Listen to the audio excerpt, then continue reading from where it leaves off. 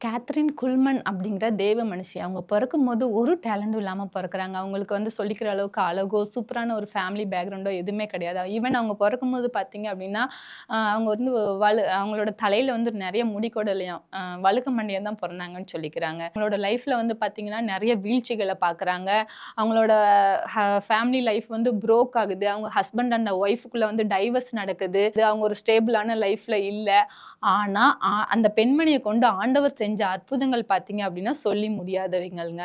அ இவ்ளோ அவங்கள குறிச்சு நெகட்டிவ் இருந்தாலும், அவங்க ஒரே ஒரு விஷயத்த மட்டும் தொடர்ந்து செஞ்சாங்களாம். அது என்னன்னு பார்த்தீங்க அப்டின்னா, ஆண்டவர் மேல அளவில்லாத விசுவாசத்தையும், நம்பிக்கையிலயும், ஜெபத்திலயும் அவங்க வந்து உறுதியா தரிச்சிருந்தாங்களாம். அவங்களோட அதிகபட்ச நேரத்த வந்து பார்த்தீங்க அப்டின்னா, ஜெபத்தில தான் வந்து செலவிடுவாங்களாம். அவங்க வந்து ரேடியோல காஸ்பல் பேசிட்டு இருக்கும்போதே பார்த்தீங்கன்னா, மூளையில இருக்க கட்டிகள்லாம் கரையுமாம். இவங்க வாழ்ந்த நாட்கள் பார்த்தீங்க அப்டின்னா, என்னமோ கொஞ்சம் தான். ஆனா, ஆண்டவர் அவங்கள கொண்டு செய்த அற்புதங்கள் பார்த்தீங்க அப்டின்னா, கிட்டத்தட்ட 2 மில்லியன் மிராக்கிள்ஸ அந்த பெண்மணிய கொண்டு ஆண்டவர் செஞ்சிருக்காரு.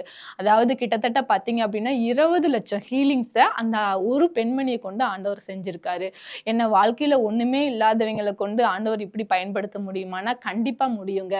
அவருக்கு வந்து ஃபேமிலி பேக்ரவுண்டோ எதுவுமே முக்கியம் கிடையாது. ஆண்டவர் ஒருத்தர முன்குறிச்சிட்டாங்கன்னா, அவங்கள எப்படி வேணாலும், எந்த வகையிலனாலும் பயன்படுத்த அவர் வல்லவரா இருக்காரு.